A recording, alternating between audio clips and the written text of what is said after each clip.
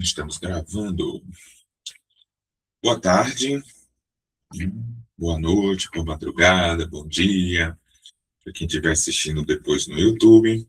Hoje, quinta-feira, 25 de junho de 2026, estamos aqui agora à tarde retornando, né? As leituras lacanianas, elas acontecem às quartas-feiras, às 16 horas, mas quarta-feira, também conhecido como ontem, foi dia 24 de junho, também conhecido aqui no Nordeste como dia de São João.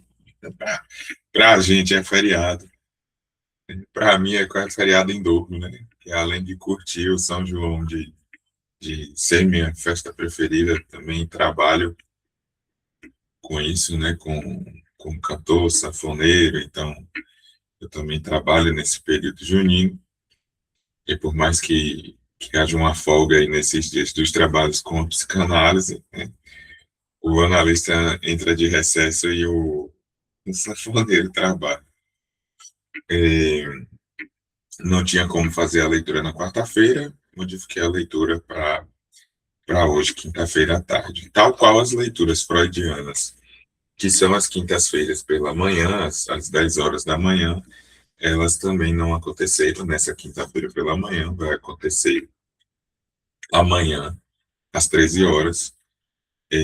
Devido, né, o horário da manhã até meio-dia era de repor as energias.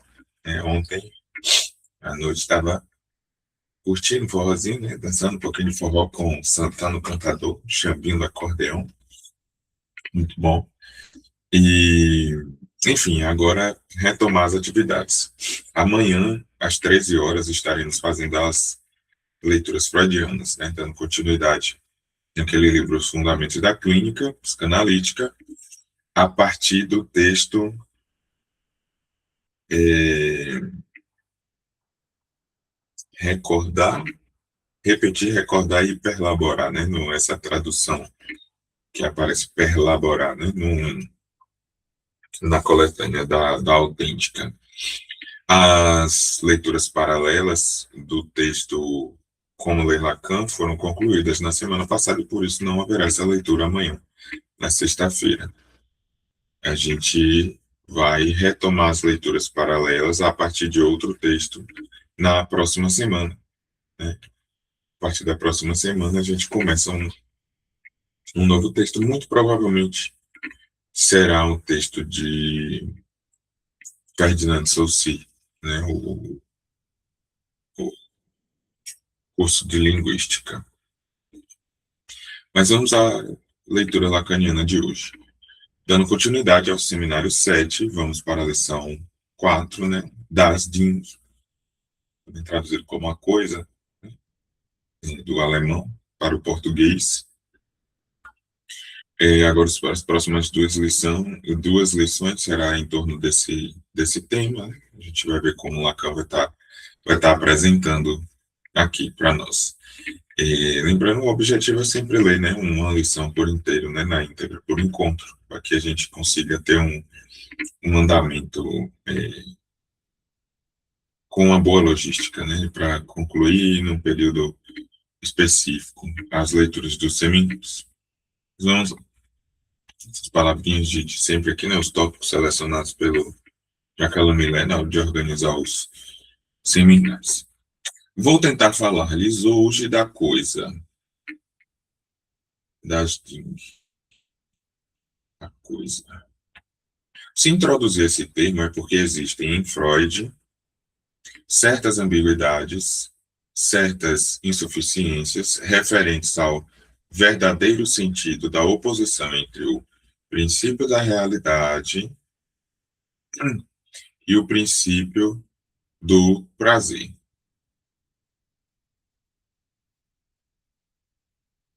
Ou seja, daquilo na pista de que tento levá-los este ano para fazer com que vocês compreendam sua importância para a nossa prática enquanto ética. E que essas ambiguidades resultam de algo que é da ordem do significante e até mesmo da ordem linguística. É preciso aqui um significante concreto, positivo, particular, e não vejo o que na língua francesa pode corresponder. Ficaria grato àqueles a quem essas observações estimulassem o suficiente para me proporem uma solução. A oposição em alemão sutil e que não é fácil colocar em evidência entre dois termos que dizem a coisa. Então, a coisa em alemão, ela aparece tanto como das Ding, né, como de Sack. Será que é assim que pronuncia? Vem aqui.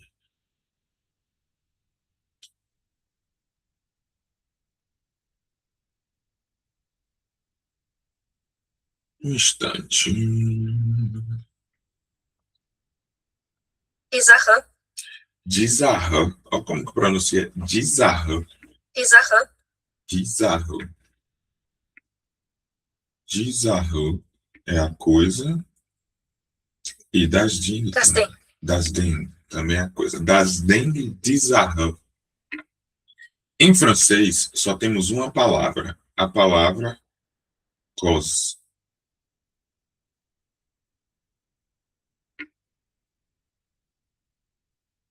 Derivando do latim causa.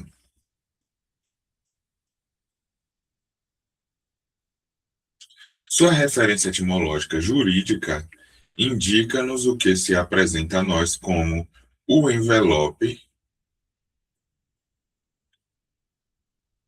e a designação do concreto. Não tenham dúvida, na língua alemã, a coisa não deixa de significar em seu sentido original operação, deliberação, debate jurídico.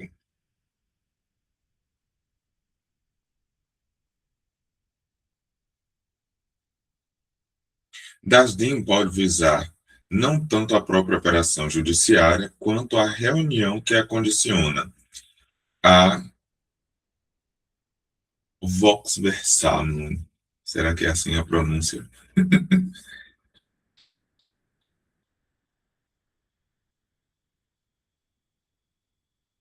Não acreditem que essa promoção da etimologia, aliás, conforme ao que Freud nos lembra o tempo todo, que para reencontrar o rastro da experiência acumulada da tradição, das gerações, o aprofundamento linguístico é o veículo mais seguro da transmissão de uma elaboração que marca a realidade psíquica.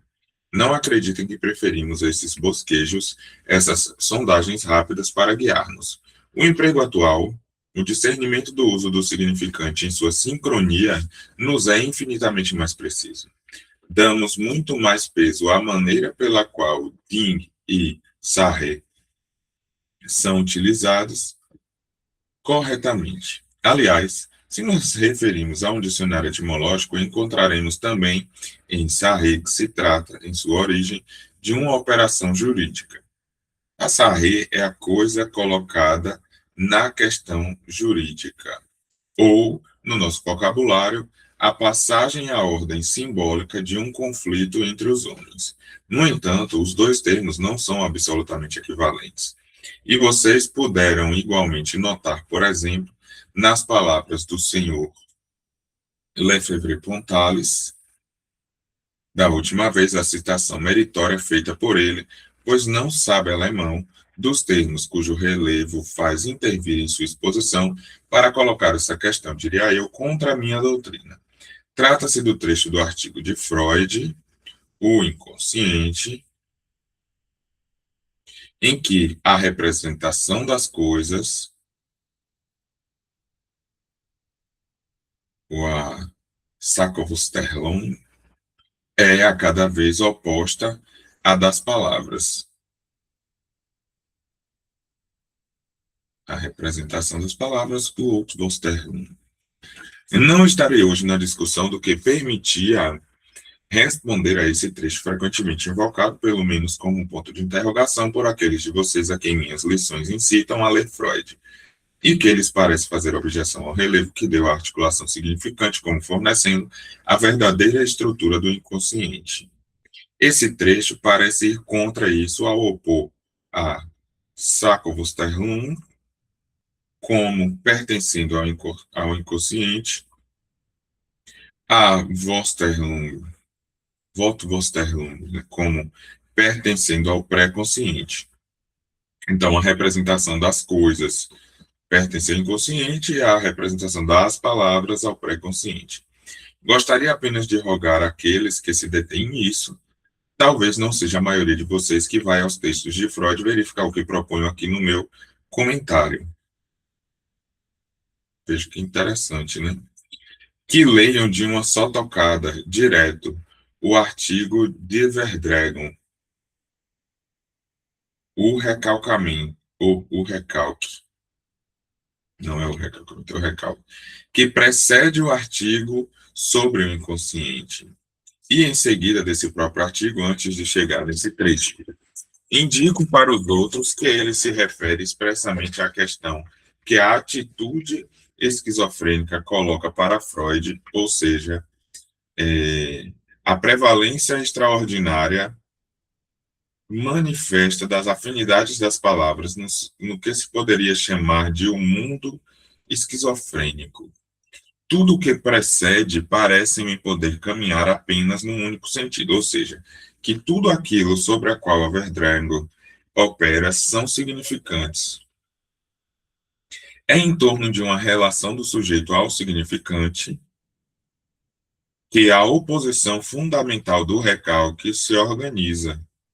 É em torno de uma relação do sujeito ao significante que a posição fundamental do recalque se organiza. É apenas a partir disso que Freud ressalta que é possível falar, no sentido analítico do termo, no sentido rigoroso, e diríamos operacional, de inconsciente e de consciente. Ele se dá conta de que a posição particular do esquizofrênico coloca-nos, de uma maneira mais aguda do que em qualquer outra forma neurótica, na presença do problema da representação. Teremos, talvez, a ocasião em seguida de voltar a esse texto. Mas vejam que, ao dar a solução que ele parece propor opondo a Wortvorstellung, a Saccovorstellung, há uma dificuldade, há um impasse que o próprio Freud ressalta e que se explica pelo estado da linguística em sua época.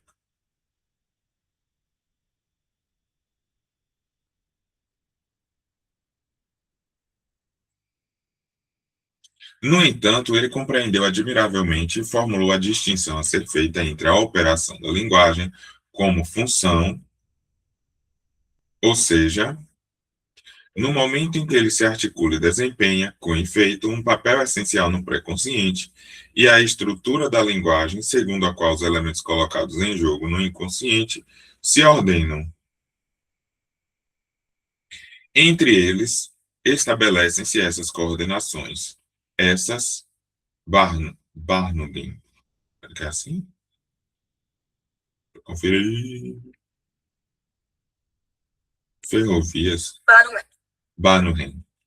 É. Esses Barnungen, esse trilhamento, né? Esse encadeamento que domina sua economia, que foi uma conversa com a lição anterior, né? Fiz aí um rodeio longo demais, pois quero hoje limitar-me a esta observação que, em todo caso, Freud fala da Sachvorstellung e não de Dingvorstellung. Não é igualmente em vão que a como é que vai ser pronunciado isso aqui? Deixa eu conferir, porque não é Sark, né? É Sarvorstellung. Sachvorstellung. Sachvorstellung. A apresentação factual seria a tradução literal aqui da palavra. Não é igualmente em vão que a Sachvorstellung estejam ligadas a Wortvorstellung, mostrando-nos assim que há uma relação entre coisa e palavra. A palha das palavras só nos aparece como palha na medida em que dela separamos o grão das coisas. E é inicialmente essa palha que carregou esse grão. Não quero aqui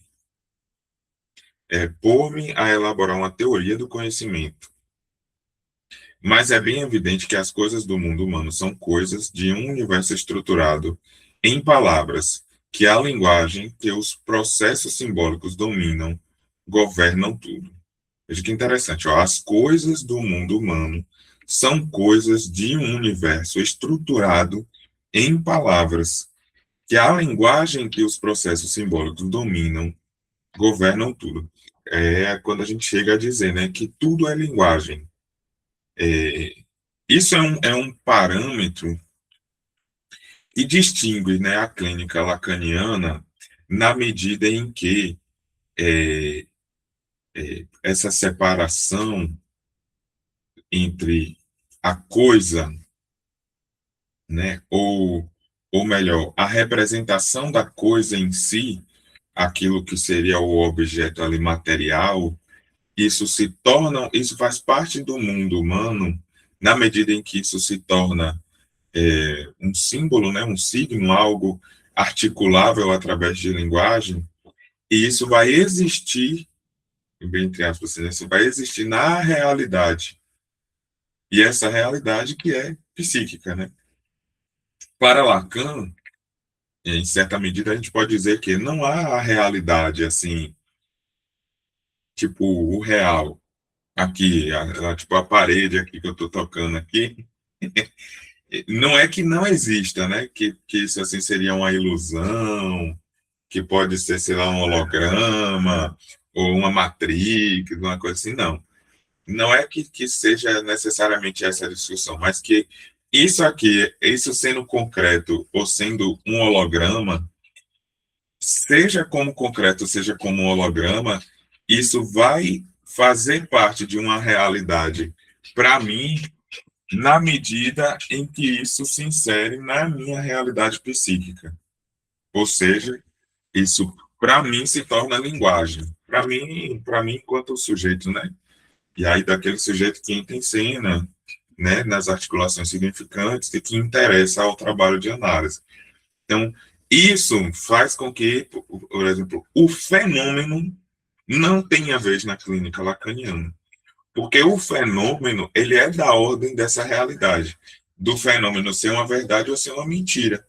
Então, por exemplo, uma pessoa que está alucinando, tem um delírio, né, um contexto de uma perseguição, de ter alguém que tá perseguindo, e a pessoa assim, mas não tem ninguém ali, não tem uma pessoa ali, né? Não tem ninguém ali seguindo, não tem ninguém te vigiando ali.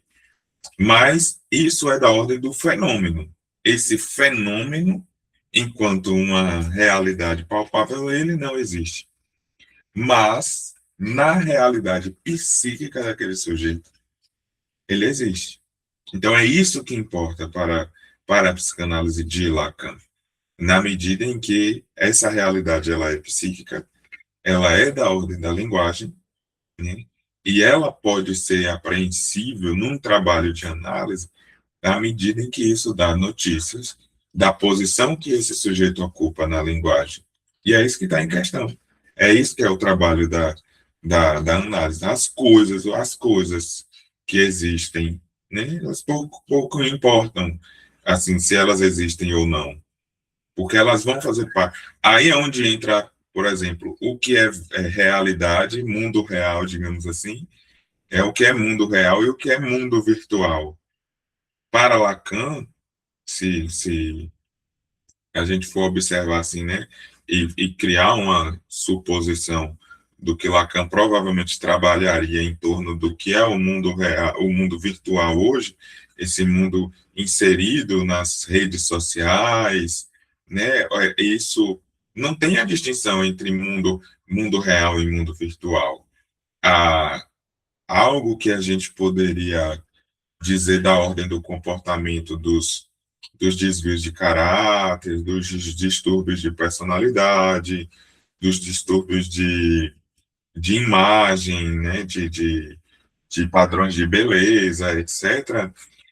Tudo isso sendo movimentado por um mundo virtual, né, aquela imagem que a gente transmite no Instagram, nos stories, né, nos status do Instagram, por exemplo, ela é uma imagem criada.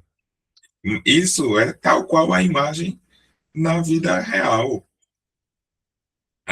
O ideal de eu e o eu ideal, por exemplo, né, o registro imaginário, já nos dá essa notícia de como nos comportamos, né, diante da apresentação para o outro. E o mundo real e o mundo virtual, ele não vai se distinguir nesses trâmites para a psicanálise de Lacan. Ele pode se distinguir para a filosofia, para a sociologia, para a psicologia, pode ser necessária essa distinção. Mas para a psicanálise de Lacan, o que vai importar é a realidade psíquica, é na medida em que tudo é linguagem. E o que interessa é isso que é da ordem da linguagem. Continuando a leitura. Quando nos esforçamos em sondar no limite entre o mundo animal e o mundo humano, aparece. E esse fenômeno não pode deixar de ser para nós um motivo de espanto. Limite entre o mundo animal e o mundo humano. O quanto o processo simbólico como tal é inoperante no mundo animal.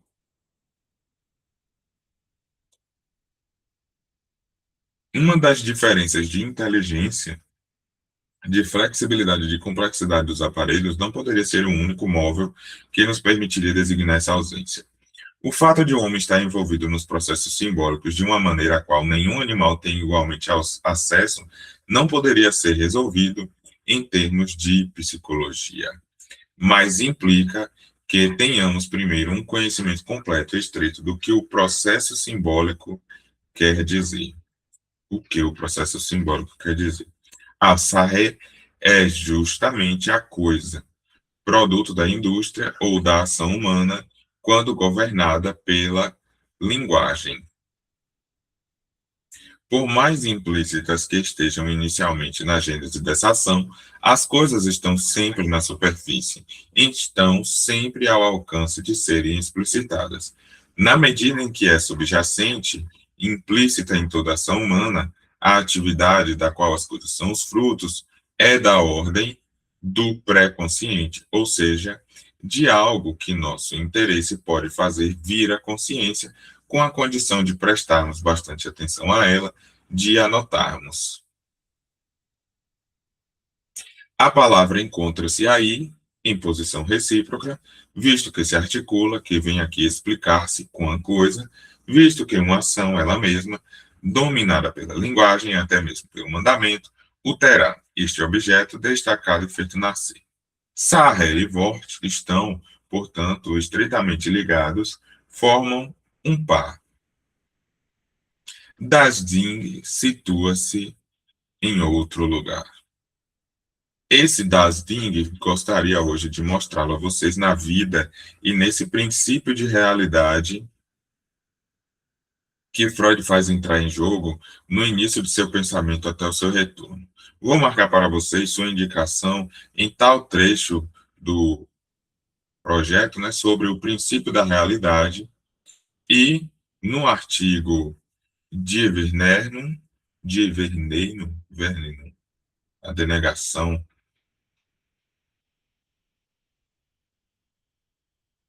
onde se trata de um ponto essencial. Esse Das Ding não está em relação, de algum modo refletida na medida em que é explicitável, que faz o homem colocar em questão suas palavras como referindo-se às coisas que, no entanto, elas criaram.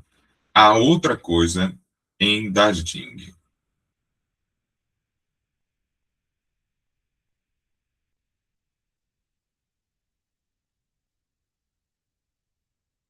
O que há em Das Dings é o verdadeiro segredo. Pois há um segredo desse princípio de realidade, cujo paradoxo Lefebvre-Pontalis ressaltou para vocês da última vez. Há um segredo desse princípio de realidade. Se Freud fala de princípio de realidade, é para nos mostrá-lo, por um certo lado, sempre em fracasso, e não chegando a valorizar-se senão de forma marginal, e por uma espécie de pressão da qual poder-se-ia dizer, se as coisas não fossem infinitamente mais longe, que é o que Freud chama não de necessidades vitais, como se diz frequentemente para ressaltar o papel do processo secundário, mas no texto alemão Die Not des Lebens.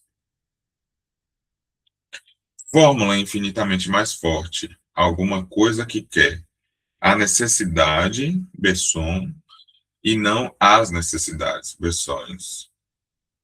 A pressão, a urgência, o estado de Not é o estado de urgência da vida.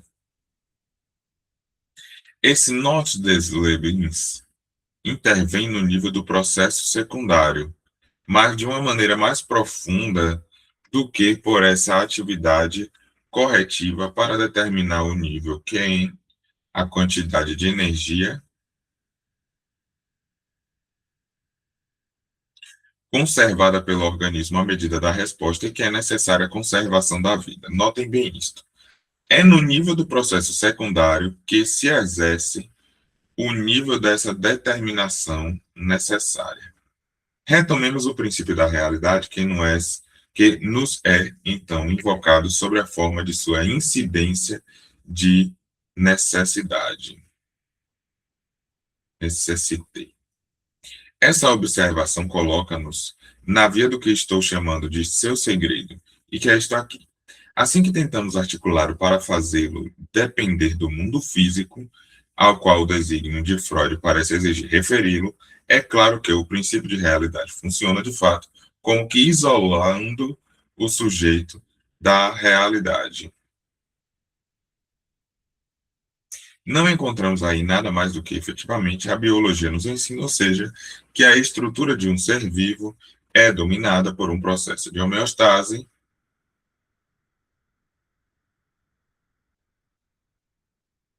de isolamento em relação à realidade.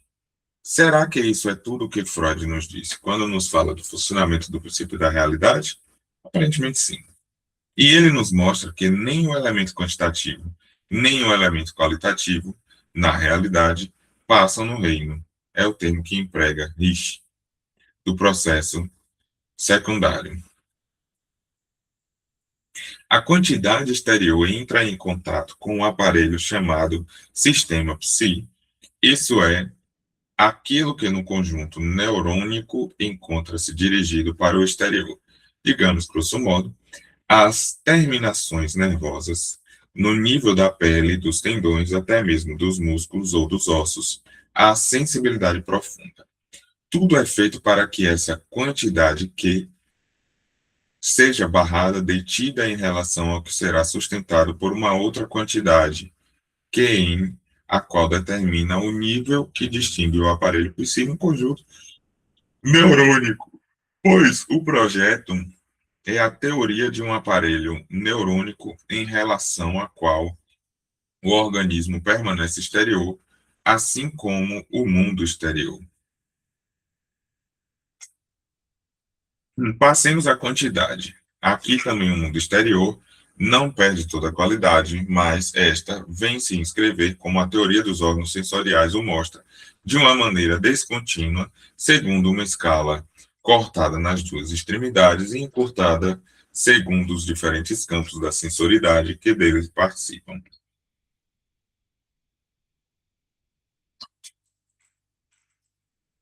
Um aparelho sensorial, diz-nos Freud, não desempenha apenas o papel de um exterior ou de um amortecedor, como o aparelho psi em geral, mas o papel de um crivo.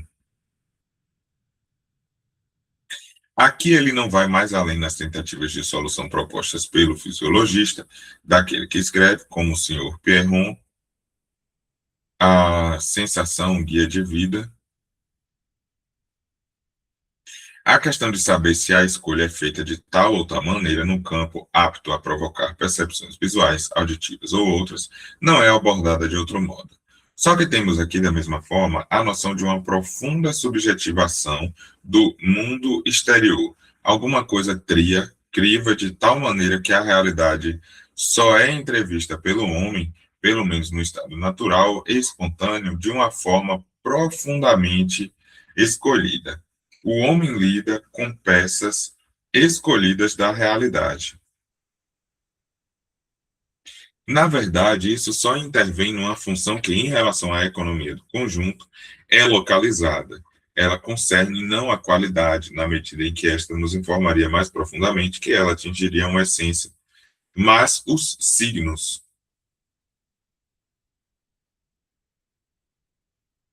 Freud só os faz intervir na medida em que são quantos. Eita, como é que vai pronunciar isso aqui, né? Qualitätszeichen. Será? Qualitätszeichen. Olha, Qualitätszeichen. Qualitätszeichen. Essa é difícil, viu? Essa aqui é da Rio.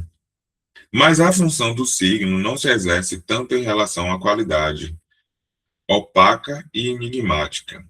Trata-se de um signo na medida em que nos avisa da presença de alguma coisa que se refere efetivamente ao mundo exterior, assinalando a consciência que é com esse mundo exterior que ela lida. Esse mundo exterior é a coisa a qual ela tem de se virar e com a qual, desde que existem homens que pensam e que tentam uma teoria do conhecimento, ela tentou se virar. Freud não aprofunda o problema senão para dizer que ele é seguramente muito complexo e que estamos muito longe de poder sequer esboçar a solução do que pode organicamente determinar com precisão sua gênese particular. Mas a partir daí, será que é disso que se trata quando Freud nos fala do princípio da realidade? Essa realidade, afinal, será apenas o que os teóricos de um certo behaviorismo nos fazem perceber? O que representam as chances de um organismo perante o mundo onde ele possui certamente aquilo com que se nutrir, do qual ele pode assimilar certos elementos, mas que é um princípio feito de acasos, encontros, caótico? Será que é justamente isso tudo o que Freud articula quando nos fala do princípio da realidade?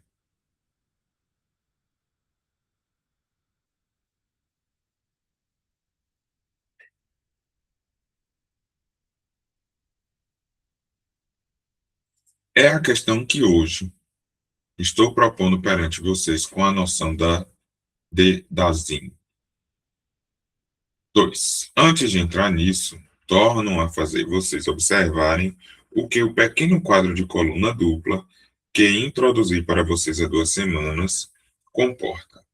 Numa coluna, o Lutzprinzip, o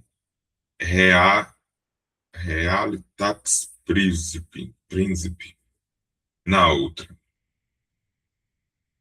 Esses termos em outro idioma quebra a leitura. Viu? O que é inconsciente funciona do lado do princípio do prazer. O princípio da realidade domina o que, consciente ou pré-consciente, apresenta-se, em todo caso, na ordem do discurso refletido, articulável, acessível, que sai do pré-consciente. Vamos voltar aqui que é interessante. Ó. O que é inconsciente funciona do lado do princípio do prazer. O que é consciente e pré-consciente, do lado do princípio da realidade, apresenta-se na ordem do discurso refletido, articulável, acessível. Está em relação ao que ele falava antes, né? Do Saco-Osterlo, né? Da representação das coisas, né? E do Sarri-Osterlo, que era a representação das palavras.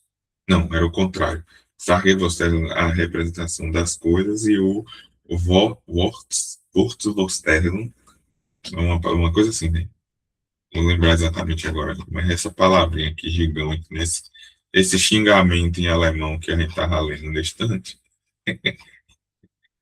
Aqui, ó, Wortvorstellung, né,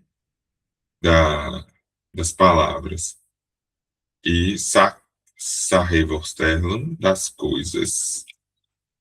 O consciente, as palavras como pré-consciente.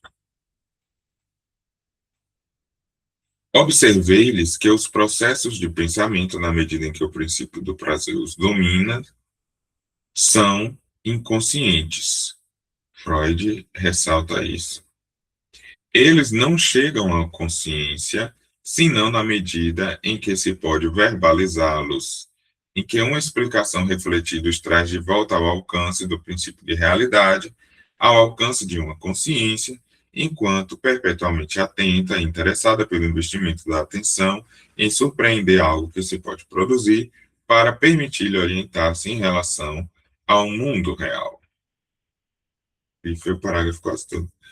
É, em suas próprias palavras, que o sujeito, de uma maneira quão problemática, chega a aprender as astúcias às quais suas ideias vêm agenciar-se em seu pensamento, ideias que emergem frequentemente de uma maneira quão enigmática.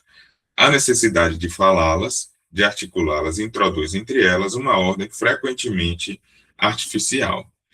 Produz comprazia-se, ou produz, ó, Freud comprazia-se, como foi que eu juntei comprazia-se e Freud e falei produz? Freud comprazia-se em acentuar esse ponto, dizendo que se encontram sempre razões para ver surgir em si tal disposição, tal humor, um após o outro, mas que nada, afinal, nos confirma que o verdadeiro móvel dessa emergência sucessiva não seja dado. Isto é precisamente o que a análise fornece à nossa experiência.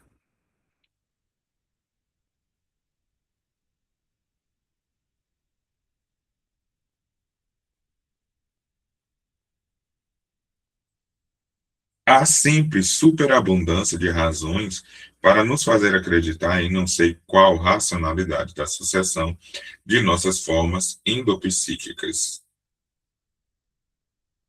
Formas endopsíquicas.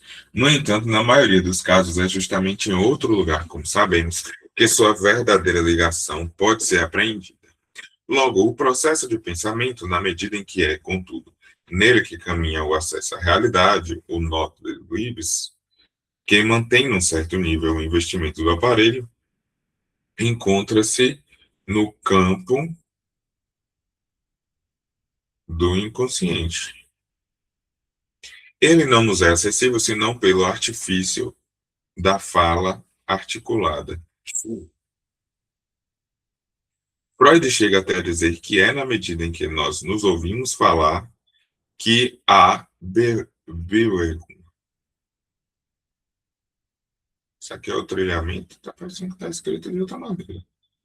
Bewegung, não, aqui é o movimento. Bewegung. Movimento.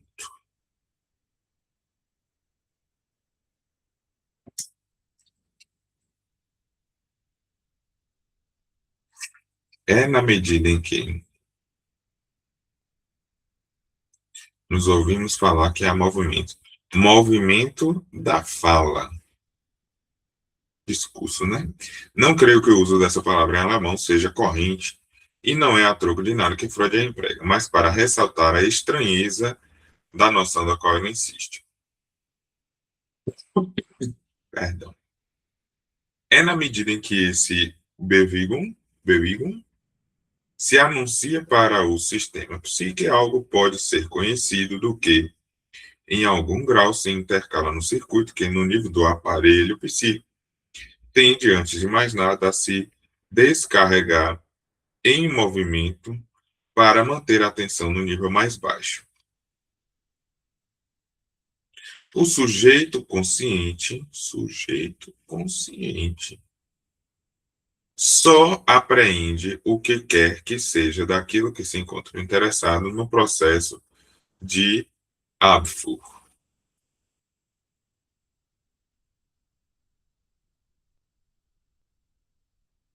Ih, velho, traduzir errado.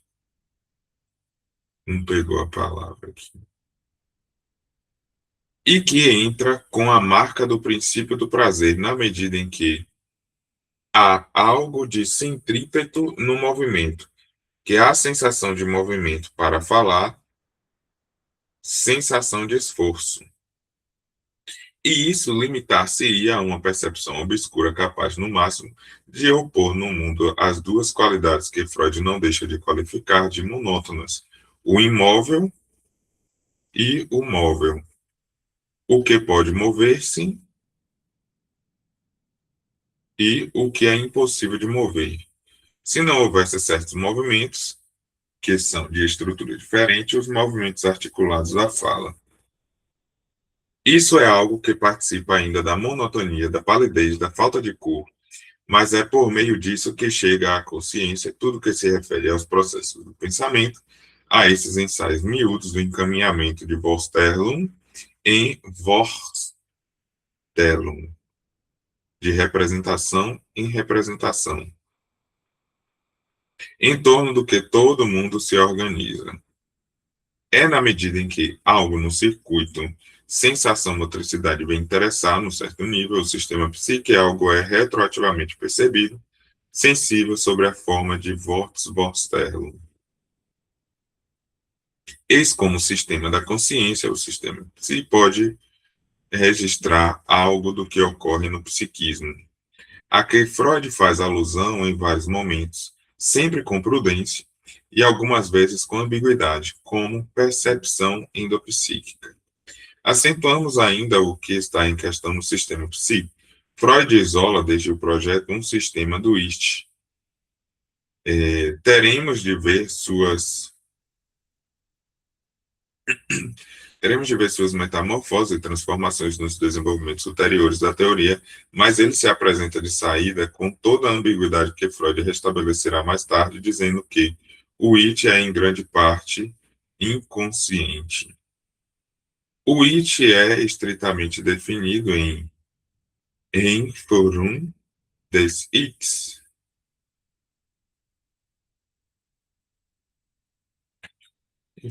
Em Forum. Análise do eu. Introdução.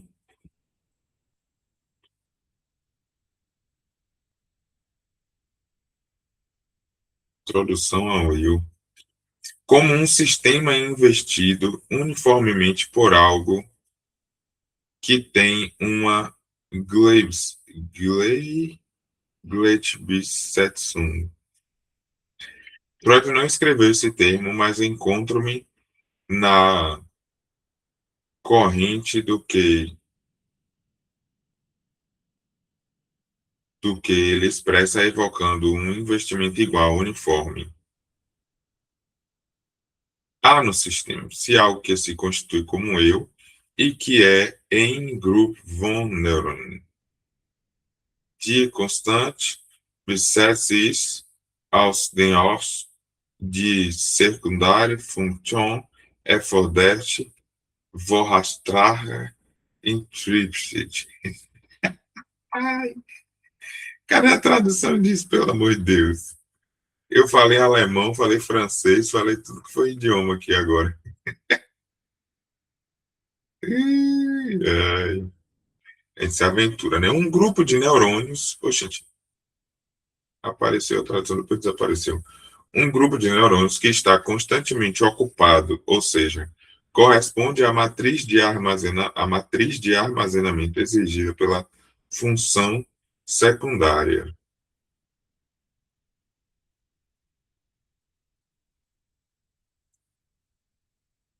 O termo Vohat aqui especialmente repetido. A manutenção desse investimento caracteriza aí uma função reguladora. E eu falo aqui de função.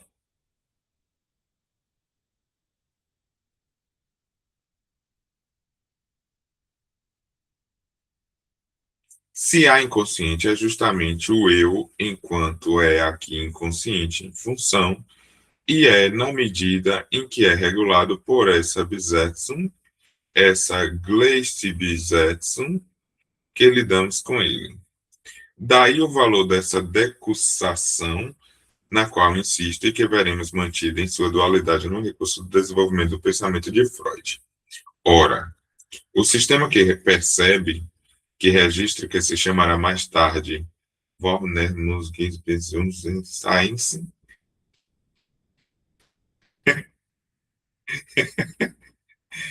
Hoje, essas palavras aqui é um sufoco, viu? Consciência perceptiona, deve ser perceptiva.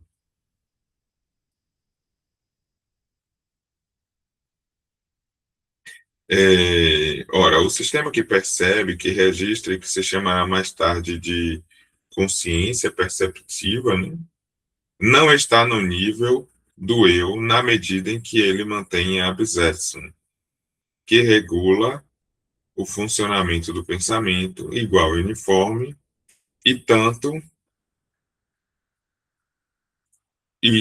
quanto possível, constante. A consciência está em outro lugar. É um aparelho que Freud precisa inventar, que ele nos diz ser intermediário entre o sistema psi e o sistema psi também, e que, ao mesmo tempo, tudo no texto nos obriga a não colocá-lo no limite entre os dois, pois o sistema se penetra diretamente, certamente através de um outro aparelho, ramifica-se diretamente no sistema psizinho, no qual abandona apenas uma parte da quantidade que lhe traz, que ele lhe traz. Sistema. Desvendar essa simbolização aqui desse sistema com esse psi maiúsculo e esse de cá com psi minúsculo. É em outro lugar e numa posição mais isolada, menos situável do que qualquer outro aparelho que o sistema lambda funciona. Eu penso, não, que é um W, é o terceiro sistema. Com efeito, que é consciência, é em outro lugar, numa posição mais isolada, menos situável do que qualquer outro aparelho que o sistema consciente funciona.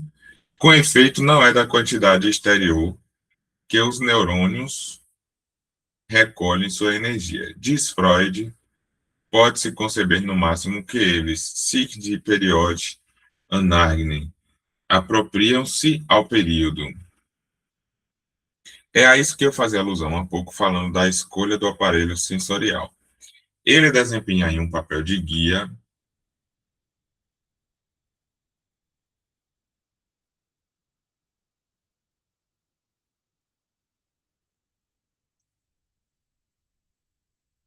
Ele desempenha aí um papel de guia em relação às contribuições que os qualitartes fornecem para permitir um mínimo movimento. Todas essas saídas que se individualizam enquanto a atenção sobre tal ou tal ponto escolhido do circuito e permitirão uma melhor aproximação em relação ao processo do que aquele que o princípio do prazer tenderia a fazer automaticamente. Algo nos surpreende assim que Freud tenta articular a função desse sistema a propósito desse par, dessa união que parece uma coalescência. Da Wahrnehmung, a percepção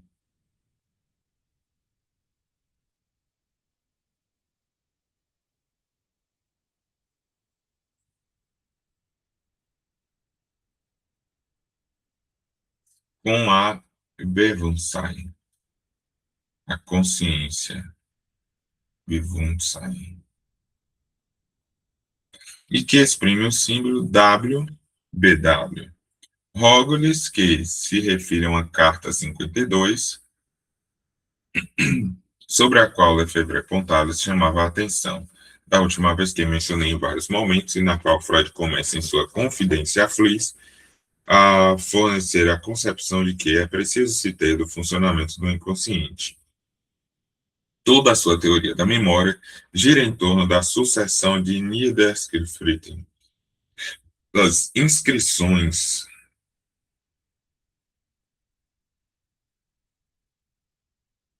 A exigência fundamental de todo esse sistema consciente em ordenar, numa concepção coerente do aparelho psíquico, os campos diversos do que ele vê efetivamente funcionar nos traços mnemônicos. Na carta 52, a Wahrnehmung, ou seja, a impressão do mundo, a impressão do mundo exterior como bruta, original, primitiva, está fora do campo que corresponde a uma experiência notável, ou seja, efetivamente inscrita em algo sobre o qual é completamente surpreendente que, na origem do seu pensamento, Freud o expresse como uma Niederschrift, algo que se propõe, portanto, não simplesmente em termos de Pragung e de impressão, mas no sentido de algo que constitui signo e que é da ordem da escrita. Não fui eu quem o fez escolher esse termo. A primeira Niederschrift se produz numa idade tal que sua primeira aproximação faz com que ele a situe antes dos 4 anos, pouco importa. Mais tarde, até a idade de 8 anos, uma outra Niederschrift, mais organizada em função das recordações, parecer-nos a constituir mais especialmente um inconsciente. Pouco importa se Freud se engana ou não. Desde então, vimos que podemos fazer o inconsciente e sua organização de pensamento remontarem a muito mais cedo. O que importa é que, em seguida, temos o nível do Vorbewusstsein e depois o do Bewusstsein, na medida em que ele não é mais a indicação de um tempo, mas de um termo. Em outros termos, a elaboração que nos faz progredir de uma significação do mundo a uma fala que pode formular-se, a cadeia que vai do mais arcaico inconsciente à forma articulada da fala no sujeito, tudo isso ocorre entre W, BW, né? Como se diz entre destes. O progresso ao qual Freud se interessa situa-se em algum lugar que não se deve tanto identificar do ponto de vista da topologia subjetiva com o aparelho neurônico. O que ocorre entre Wahrnehmung e Bewusstsein deve, contudo, ter a ver, pois é assim que Freud o representa para nós, com o inconsciente. Desta vez, não apenas em função, mas em Aufbau. Deixa eu ver se agora eu consigo capturar o que essa palavra significa. Estrutura, olha só.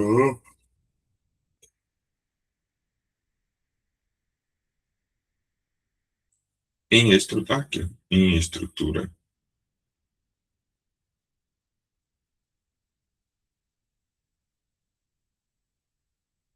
Como ele próprio se expressa fazendo a oposição. Em outros termos, é na medida em que a estrutura significante interpõe-se entre a percepção e a consciência que o inconsciente intervém, que o princípio do prazer intervém, não mais enquanto Leitbesetzung, função de manutenção de um certo investimento, mas na medida em que ele concerne as Warnungen. A estrutura da experiência acumulada reside aí e permanece aí inscrita. No nível do it, do eu, né, do inconsciente, em função, algo se regula que tende a afastar o mundo exterior. Pelo contrário, o que está em exercício no nível da Umbung é descarga.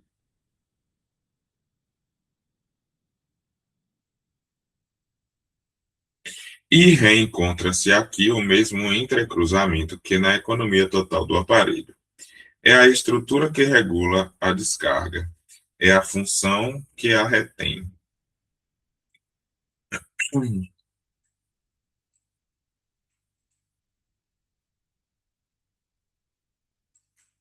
Freud também chama isso de Vorrar. Provisão é a palavra que utilizou para designar o armário de provisões.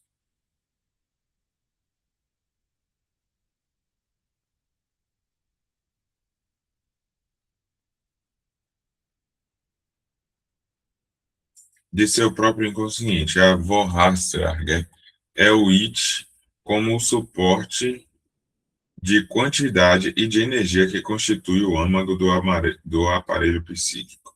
Sobre essa base, entra em jogo o que vamos agora ver funcionar como a primeira apreensão da realidade pelo sujeito. É aqui que intervém essa realidade que tem relação com o sujeito de maneira mais íntima, o Nebnimsky. Fórmula totalmente surpreendente na medida em que articula energicamente o a parte e a similitude, a separação e a identidade. Seria preciso que eu lesse para vocês todo o trecho, porém, contentar-me-ei do ápice. Deste modo, o complexo do Nebenmer se divide em duas partes, das quais uma se impõe por um aparelho constante que permanece coesa como coisa, as DIN. Eis o que a tradução detestável com a qual você se depara em francês deixa a perder, dizendo que qualquer coisa reste comme tout coerente. Não se trata de modo algum de uma alusão a um todo coerente, que se daria pela transferência do verbo ao substantivo, muito pelo contrário. O DIN é um elemento que é originalmente isolado pelo sujeito em sua experiência do Nebenmes como sendo, por sua natureza, estranho, frente. O complexo do objeto é dividido em duas partes, a divisão, diferença na abordagem do julgamento. Tudo aquilo que é qualidade do objeto pode ser formulado como atributo, entra em investimento no sistema, se constitui a Vorstellungen primitivas em torno das quais estará em jogo o destino do que é regulado segundo as leis do Lust e do Unlust, do prazer e do desprazer, daquilo que se pode chamar de as entradas primitivas do sujeito. Das Ding é absolutamente outra coisa. Essa é uma divisão original. Eita. Perdão. Essa é uma divisão original da experiência da realidade. Reencontramos isso na Vernenum. Refiram, refiram-se ao texto. Vocês reencontrarão com a mesma importância a mesma função daquilo que do interior do sujeito encontra-se originalmente levado para um primeiro exterior. Um exterior, diz no Freud, que nada tem a ver com essa realidade, na qual o sujeito terá em seguida de discernir as Qualitätszeichen, Qualitätszeichen, que lhes indicam que ele está no rumo certo para a busca de sua satisfação. Isto é algo que, antes da prova dessa busca, estabelece seu termo, sua meta e sua visada. É isso que Freud designa para nós quando nos diz que o objeto primeiro e imediato da prova da realidade não é a de encontrar na percepção real um objeto que corresponda ao representado, mas reencontrá-lo, convencer-se de que ele ainda está presente.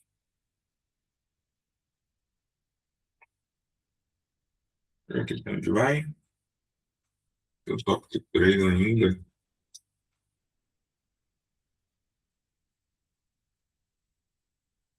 É um pouquinho longe.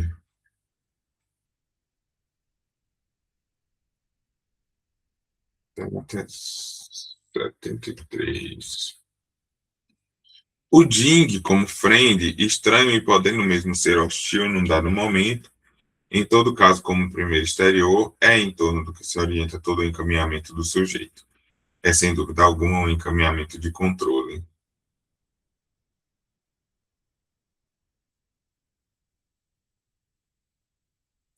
de referência, em relação ao quê? Ao mundo.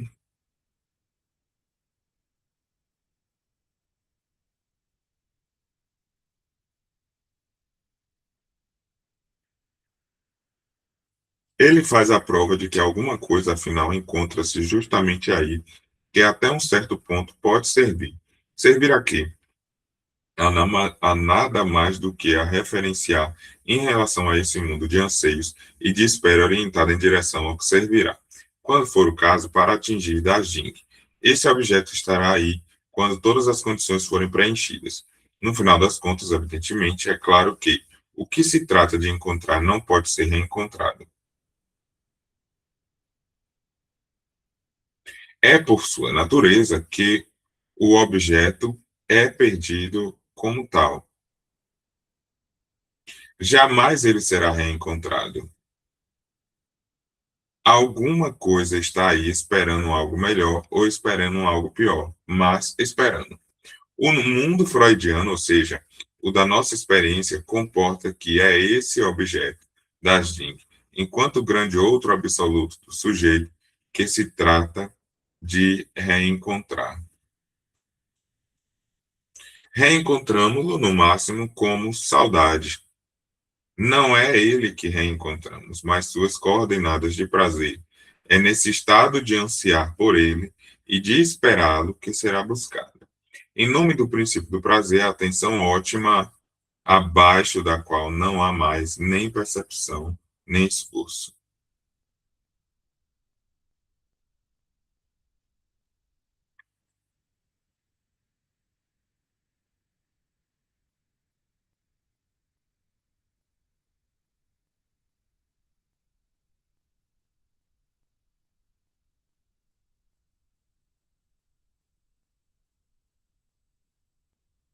No final das contas, sem algo que o alucine enquanto sistema de referência, nenhum mundo da percepção chega a ordenar-se de maneira válida, a constituir-se de maneira humana.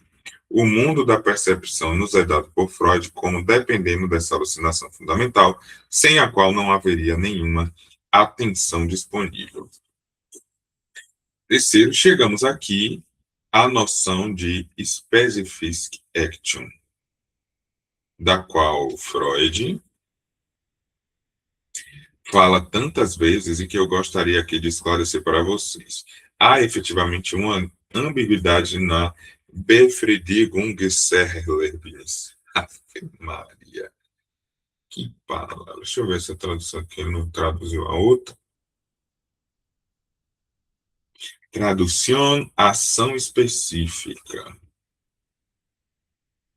O de cima. E o de baixo é experiência de satisfação.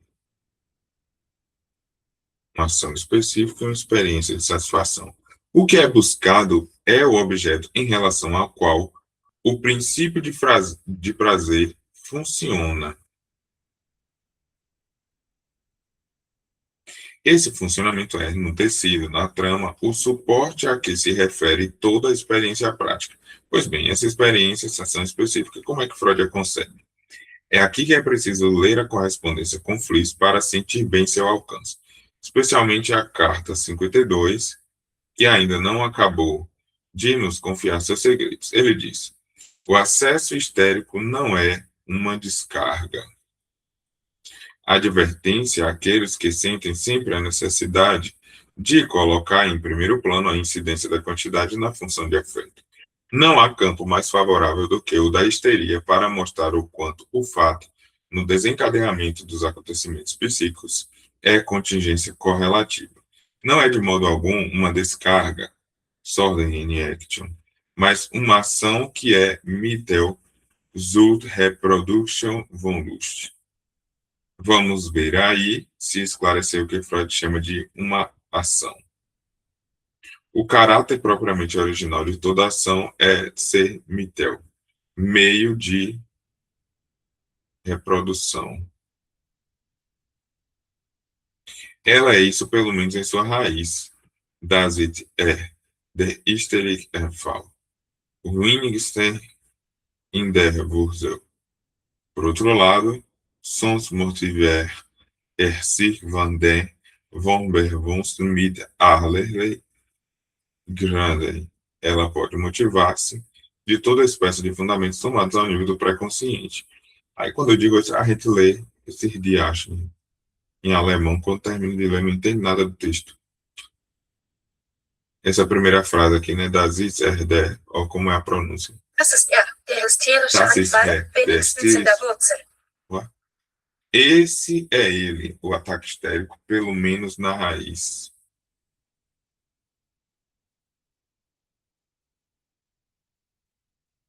E o outro K é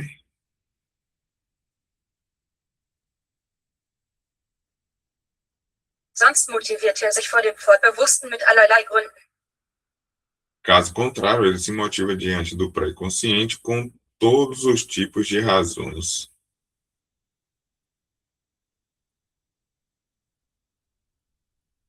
O caráter propriamente original de toda ação é de ser meio de reprodução. Ele é isso, pelo menos em sua raiz, né? No primeiro, esse é ele, o ataque histérico, pelo menos na raiz, né? E, por outro lado, caso contrário, ele se motiva diante do pré-consciente com todos os tipos de razões. Ela pode motivar-se de toda espécie de fundamentos tomados ao nível do pré-consciente. Freud nos confia logo a seguir o que se encontra na essência disso e nos dá a ilustração, ao mesmo tempo, do que quer dizer a ação como Mittel's reproduction. No caso da histeria, da crise de choro, tudo é calculado, regulado, como que apoiado em dem Endering, no grande outro, o grande outro pré-histórico, e inesquecível que ninguém mais tarde atingirá, nunca mais. O que encontramos aqui permite-nos uma primeira aproximação daquilo que está em questão na neurose e de compreender o seu correlativo, o seu termo regulador. Se o fim da ação específica que visa a experiência de satisfação é o de reproduzir o estado inicial, de reencontrar das DING, compreendemos vários modos do comportamento neurótico. A conduta da histérica, por exemplo, tem como objetivo recriar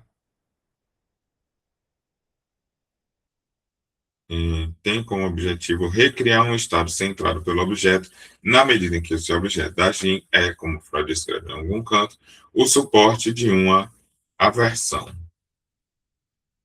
É na medida em que o objeto primeiro é objeto da insatisfação, que o Erlebnis específico da histérica se ordena. Em oposição, a distinção é de Freud e não há motivo para ser abandonada. Na neurose obsessiva, o objeto em relação a que a experiência do fundo se organiza, a experiência de prazer, é um objeto que literalmente traz prazer demais. Freud o percebeu muito bem, e isso foi sua primeira percepção da neurose obsessiva. O que nos diversos andamentos do obsessivo e em todos os seus arroiozinhos indica e significa o comportamento do obsessivo é que ele sempre se regula para evitar aquilo que o sujeito vê frequentemente, de modo bastante claro, como sendo a meta e o fim do seu desejo. A motivação desse evitamento é extraordinariamente radical, pois o princípio do prazer nos é efetivamente dado como tendo um modo de funcionamento que é justamente de evitar o excesso, o prazer em demasia. Para dizer logo, tão logo quanto Freud em suas primeiras apercepções da realidade ética na medida em que ela funciona no sujeito com o qual ele lida, evocaria a posição do sujeito na terceira das grandes categorias que Freud discerne inicialmente: histeria, neurose obsessiva e paranoia. Na paranoia, coisa curiosa, Freud nos fornece este termo, sobre o qual rogo-lhes que meditem em seu jogo primordial, Versagen das Glaubens,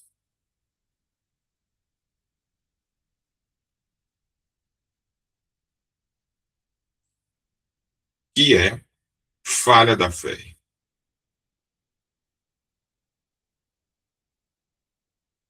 Esse primeiro estranho em relação ao qual o sujeito tem de se referir-se inicialmente, o paranoico não acredita nele.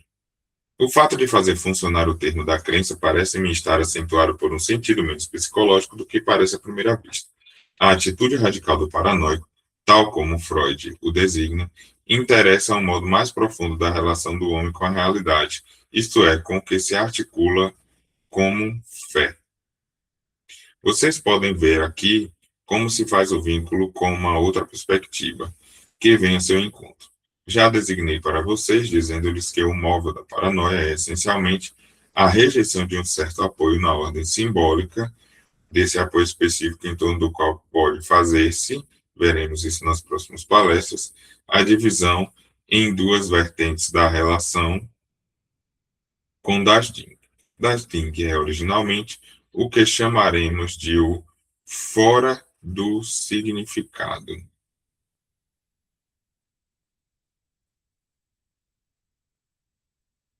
É em função desse fora do significado e de uma relação patética a ele que o sujeito conserva sua distância e constitui-se num mundo de relação, de afeto primário, anterior a todo recalque.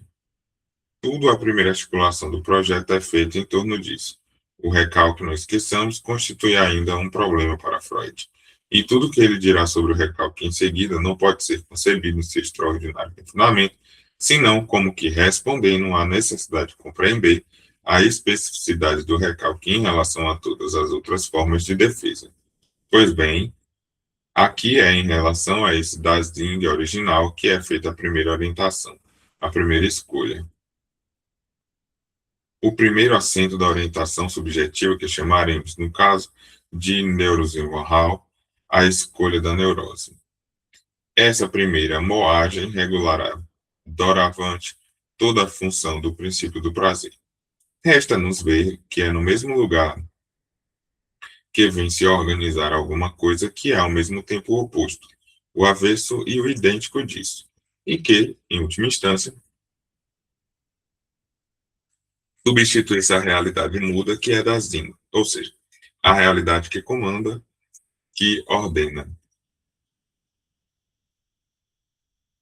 É o que é indicado na filosofia de alguém que, mais do que qualquer outro, entreviu a função de Dasein, embora abordando-a apenas pelas vias da filosofia da ciência, ou seja, Kant. No final das contas, é concebível que seja como trama significante, pura, como máxima universal, como a coisa mais despojada das relações com o indivíduo que os termos de Dasein devam apresentar-se.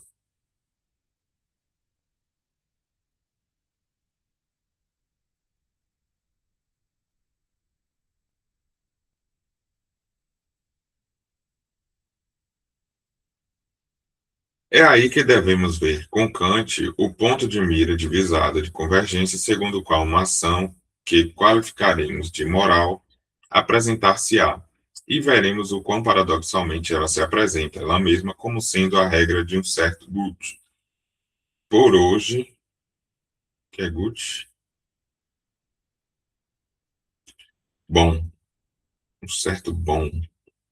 Por hoje quero apenas insistir nisso. A coisa só se apresenta a nós na medida em que ela acerta na palavra, como se diz acertar na música. No texto de Freud, a maneira pela qual o estranho, o hostil, aparece na primeira experiência da realidade para o sujeito humano é o grito. Esse grito, eu diria que não precisamos dele. Gostaria aqui de fazer referência a algo que está mais inscrito na língua francesa do que na língua alemã.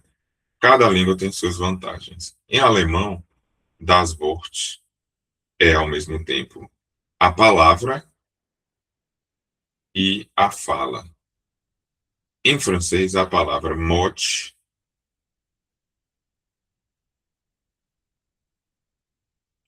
tem um peso em um sentido particular. Mot é, essencialmente, nenhuma resposta. Mot, diz La Fontaine, a certa altura, é o que se cala. É justamente aquilo para o qual nenhuma palavra é pronunciada. As coisas que estão em questão e que alguns poderiam contestar-me como sendo por Freud colocadas no nível superior ao desse mundo de significantes, sobre o qual lhes digo o que ele é, ou seja, o verdadeiro móvel do funcionamento do homem, do processo qualificado de primário, são as coisas enquanto mudas.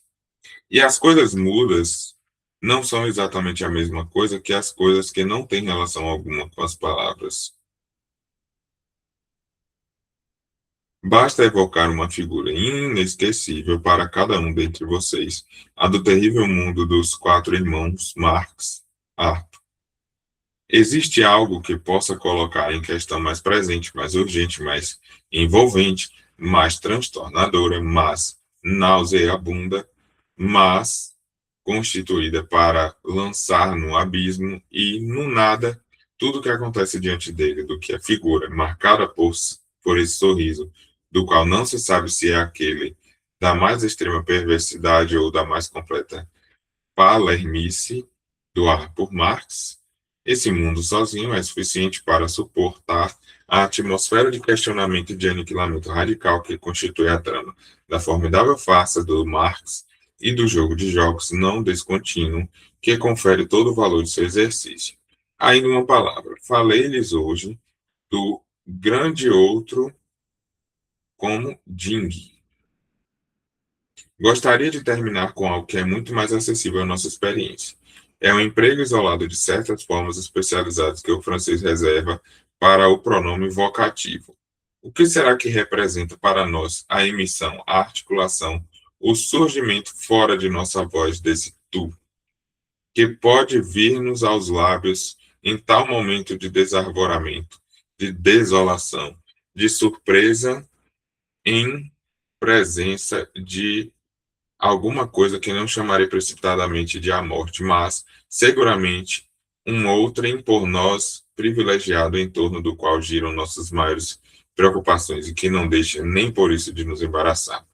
Não creio que esse tu de devoção, em que num dado momento qualquer manifestação da necessidade de querer bem pode vir topar, seja simples. Creio haver nele a tentação de domar o grande outro pré-histórico, o grande outro inesquecível, que corre o risco de repente, nos surpreender, de nos precipitar de lá de cima de sua aparição. Tu contém não sei que defesa, e diria que no momento em que é pronunciado é inteiramente nesse tu que reside aquilo que lhes apresentei hoje em Dasding. Para não terminar com algo que poderia parecer-lhes tão otimista, vou mostrar o peso da identidade da coisa e da palavra que podemos encontrar num outro emprego isolado da palavra. A esse tu, que designei como de domação e que não doma nada, tu, de vão chamado encantatório, de vã ligação, corresponde àquilo que nos ocorre quando alguma ordem nos vem do para além do aparelho onde pulula o que conosco lida com Dasing. É o que respondemos quando algo nos é imputado, ao nosso encargo ou à nossa conta. Eu. O que é esse eu? Eu, sozinho. O que é? Se não é um eu de desculpa, um eu de rejeição, um eu de muito pouco para mim. Assim, desde sua origem, o eu, na medida em que ele se expulsa, também ele, por meio de um movimento contrário, o eu enquanto defesa, enquanto, primeiramente, antes de tudo, eu que rejeita e que, ao contrário de anunciar, denuncia, o eu da experiência isolada de seu surgimento, que talvez deva também ser considerado como seu declínio original, o eu a que se articula. É desse eu que voltaremos a falar da próxima vez para ir mais adiante daquilo em que a ação moral se apresenta como experiência de satisfação. Esse finalzinho da lição aqui foi meio de baseia, vou ler aqui, mas vou deixar decantar para ver se outra hora eu entendo. Teve uns pontozinhos ali bem complexos. Mas na próxima lição, né, ele vai continuar ainda aqui falando sobre o Dajing, né, Dajing 2, e, enfim, trazer mais coisas aí para a gente quebrar a cabeça. A gente está avançando em torno, né, dessas lições daquilo que o Millet organizou aqui como a primeira parte do seminário, né? Então, um seminário, essa primeira parte aqui, princípio do prazer, princípio de realidade, o projeto, o Dazing, etc., é tudo em torno da introdução da coisa. Essa coisa que teria sido esse objeto perdido. E que aqui no seminário 7 ainda não há como objeto pequeno a. O objeto pequeno a, ele só vai se concretizar enquanto formulação no seminário 10. É a angústia.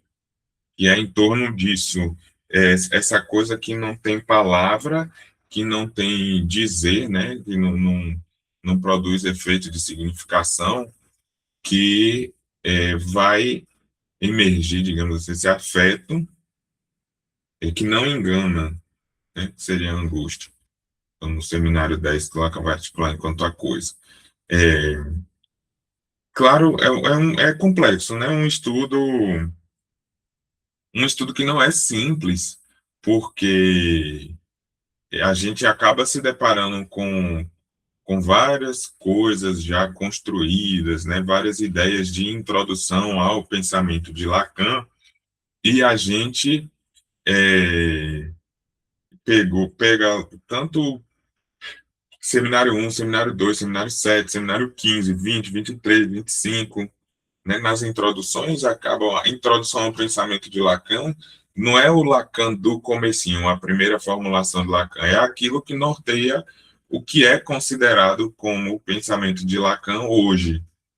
E aí, quando a gente volta no estudo minucioso, né, de seminário a seminário, texto a texto, linha a linha, o estudo acaba ficando um pouco mais denso e complexo, justamente por esse aspecto de a gente ver determinadas construções que não estão propriamente formuladas como aquele conceito que a gente costuma ver nos momentos de introdução, né, nos textos, nas aulas, nos cursos, nas explicações de introdução ao pensamento de Lacan.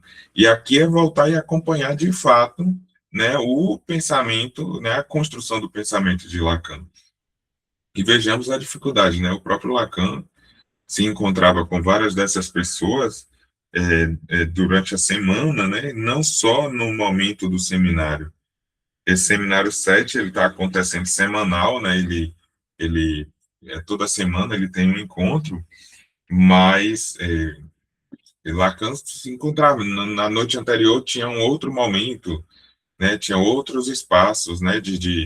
De formação, de discussão que o Lacan participava, e tanto ele apresentando, né, os congressos, etc., as visitas que ele ia para outras instituições, quanto os próprios espaços de formação da SPP, aqui na época ainda, né, da Sociedade de Psicanálise de Paris, até ele ser convidado a se retirar em 63. Então, Lacan participava de vários momentos, e ainda assim ele vem aqui e critica, né, que esses seminários de Lacan são comentários aos textos de Freud. Vê que ele está comentando o tempo todo sobre o projeto, sobre a teoria do eu, né, o princípio de realidade, o princípio de prazer, e apontando onde essas coisas estão colocadas, né, por Freud. E ele critica que aqueles que estão acompanhando esses ensinamentos, né, essas falas de Lacan, não se dão ao trabalho de ir ler Freud. Ler Freud para conferir se o que ele está dizendo de que Freud falou, tal coisa, se realmente é verdade, ou para entender aquilo que ele está colocando, supondo que a gente sabe, né? Assim, Lacan está falando ali, que quando Freud colocou isso, ele está levando em consideração de que você leu Freud, você estudou Freud, e você está entendendo que sabe do que ele está falando ali, né? Ele não está explicando para você o que Freud disse para vir propriamente explicar o que ele disse. Ele está pontuando para localizar a fala do que ele quer dizer. Então, são os aspectos que produzem esses efeitos de dificuldade em alguns momentos, né, da compreensão. Mas seguimos no trabalho que o processo de compreender Lacan também é esse, né? Se lê aquilo que você entendeu, massa. Aquilo que você não entendeu, segue o baile.